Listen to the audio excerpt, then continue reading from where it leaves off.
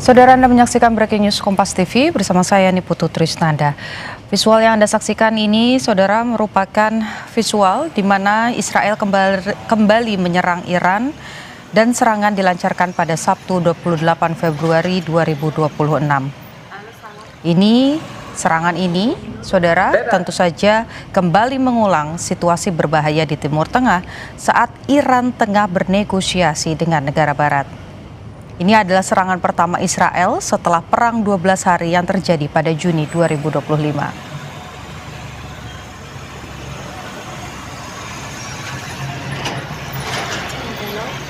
Dari beberapa sumber, saudara, menyebutkan bahwa di Teheran sejumlah media lokal juga memberitakan terdengar suara ledakan di pusat kota dan terdapat rudal-rudal yang menghantam area Jomhouri dan kawasan universitas.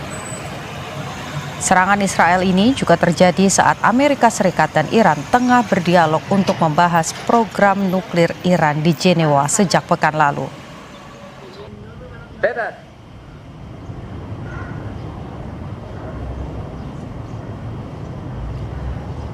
Belakangan, saudara, armada Angkatan Laut Amerika Serikat yang diperkuat oleh USS Abraham Lincoln bersama sejumlah kapal perusak, kapal selam, dan penjelajah juga telah berada di Selat Hormuz untuk menekan Iran.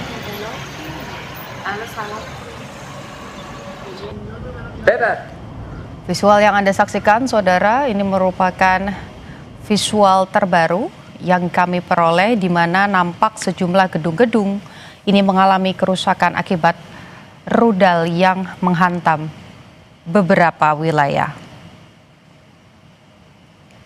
Ini merupakan serangan pertama dari Israel setelah perang 12 hari yang terjadi pada Juni 2025.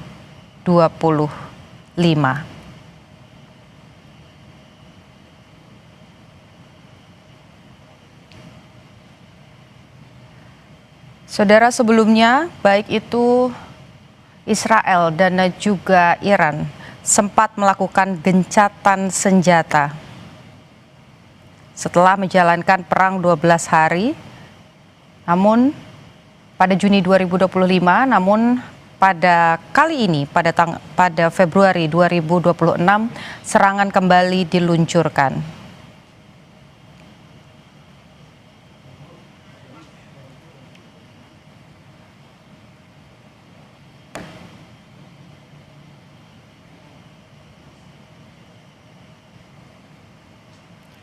Saudara, melalui serangan yang kemudian diterima oleh Iran,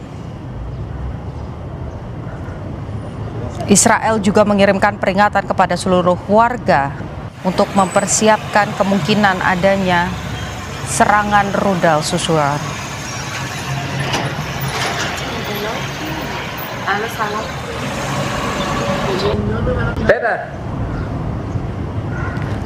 Asap nampak membumbung tinggi di sejumlah titik, saudara, di kota Iran pasca serangan rudal yang dikirimkan atau dilontarkan oleh Israel.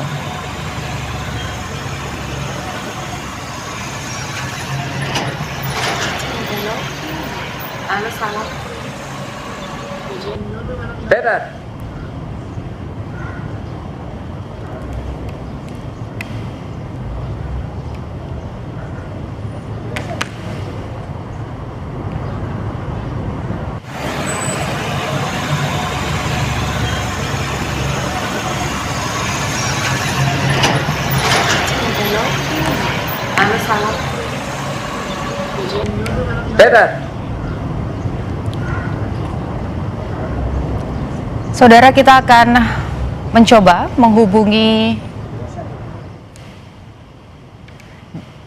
Dian Wirengjurit, mantan Dubes Indonesia untuk Iran. Selamat sore. Selamat sore, Mbak. Selamat sore, pemirsa. Terima kasih sudah bergabung dengan Breaking News Kompas TV dengan Putu di studio, Pak. Melihat serangan yang kembali dilancarkan oleh Israel terhadap Iran di tengah upaya dialog yang tengah dilakukan begitu dari kedua belah pihak, khususnya dengan pihak Barat, bagaimana Anda melihat ini? Terima kasih Mbak Putri. Begini, tolong dilihat. Yang namanya Israel dan juga induknya Amerika, itu orang-orang yang memang khususnya Netanyahu dan Trump ya, orang-orang yang memang amat sangat tidak bisa dipercaya. Ketika dibuat apa namanya, dibuat tenang dengan janji-janji apa namanya negosiasi, janji-janji ceasefire dan sebagainya, di saat itu di saat itu Israel menyerang Iran. Buat saya ini biadab, ini pengecut, ini tindakan yang sangat terpuji dari kategori apapun, dari klasifikasi apapun. Apalagi tolong diingat, sekarang bulan Ramadan, di Iran itu sangat menghormati bulan Ramadan. Semua kegiatan ditujukan untuk melakukan hal-hal yang baik, yang positif. Sebaliknya Amerika dan Israel kali ini amat sangat biadab memanfaatkan ketenangan bulan Ramadan di Iran untuk menyerang. Itu tindakan yang tidak terpuji, pengecut, dan sangat-sangat terkutuk. Oke. Situasi ini atau serangan yang kemudian dilancarkan oleh Israel selain kemudian terjadi di bulan Ramadan begitu, tapi ini juga terjadi saat Iran tengah bernegosiasi dengan Amerika Serikat. Sebelumnya Amerika Serikat juga sudah memberikan warning ya Pak ya, bahwa jika tidak sepakat dengan syarat-syarat yang diberikan maka kemudian akan terjadi serangan begitu yang kemudian dibantu oleh Amerika Serikat terhadap Israel. Anda melihat ini seperti apa? Apakah kemudian perjanjian yang coba dibuat oleh Amerika Serikat ini memang bukan jalan keluar untuk menghentikan serangan terhadap Iran? Itulah sifat pengecut Trump dan Netanyahu ya. Tolong, sebuah perjanjian kalau didasarkan pada syarat satu pihak, itu namanya bukan negosiasi, itu namanya intimidasi, itu namanya provokasi, tidak ada kata lain. Tapi kalau yang namanya negosiasi, syarat-syarat itu pun harus disepakati kedua belah pihak. Kalau ini begitu tanda-tanda perundingan di Jenewa sudah mulai ada ada celah untuk membuka jalan lebih lanjut kepada tahap berikutnya, justru diserang. Buat saya ini tindakan yang, aduh, kok Amerika bangga punya presiden seperti itu ya, pengecut, di dalam negerinya sendiri banyak masalah, masih dipercaya. Buat saya, sekali lagi, ini di luar nalar siapapun yang masih punya pikiran dan akal sehat. Oke, Anda sebelumnya juga sempat ditempatkan begitu ya sebagai duta besar Indonesia untuk Iran. Selama Anda bertugas, apakah konflik-konflik serupa ini juga terjadi?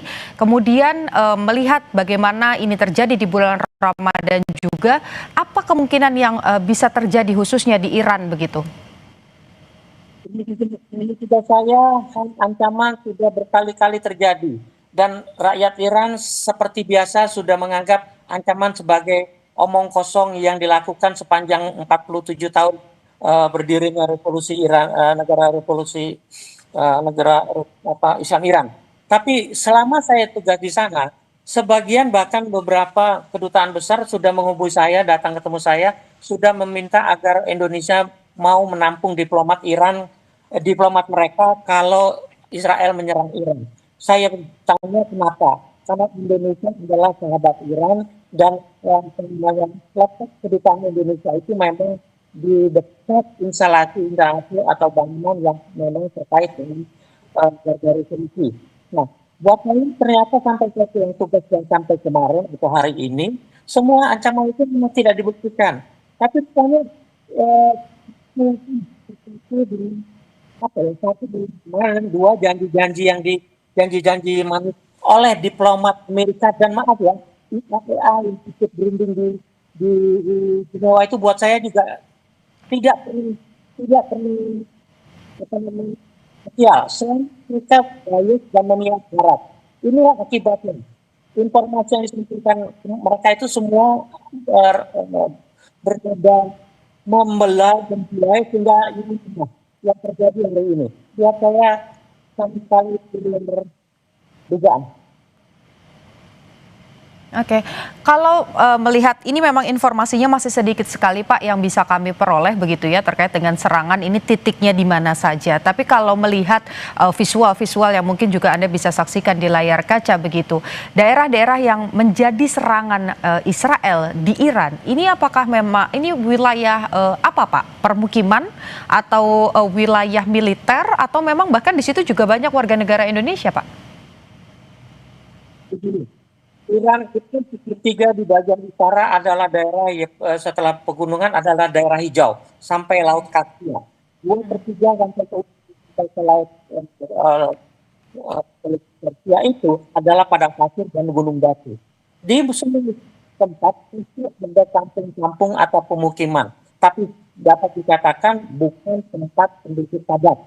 Nah, saya melihat serangan Israel sebelumnya, saya menilai serangan ini pun akan dilakukan kepada wilayah-wilayah yang memang penduduknya jarang. Dan itulah yang oleh rudal-rudalnya. Jadi saya masih melihat apa yang ada di TV ini, serangan ini akan terbatas, tapi tetap saja luar biasa biasanya itu. Oke, Anda melihat apa dampak yang kemudian bisa muncul dengan adanya serangan pada hari ini, Pak? Karena saya latar belakang diplomasi begini. Saya yakin banyak pihak dari negara Teluk dan juga mungkin China dan Rusia yang sekarang meminta Iran untuk menahan diri. Sementara mereka melakukan diplomasi. Negara Teluk selama ini sudah aktif, sangat giat melakukan diplomasi kepada Amerika dan kepada Israel untuk juga menahan diri. Tapi saya tidak tahu tindakan apa yang jadi otak-otak Netanyahu dan Trump sehingga berani mengambil keputusan seperti ini. Buat saya. Oke, Pak, Indonesia juga mengambil peran dengan ada di perjanjian Board of Peace. Tapi saya akan meminta tanggapan Anda kira-kira apa yang bisa dilakukan Indonesia dengan adanya konflik di Timur Tengah ini setelah jeda. Jadi jangan kemana-mana, tetap saksikan Breaking News Kompas TV.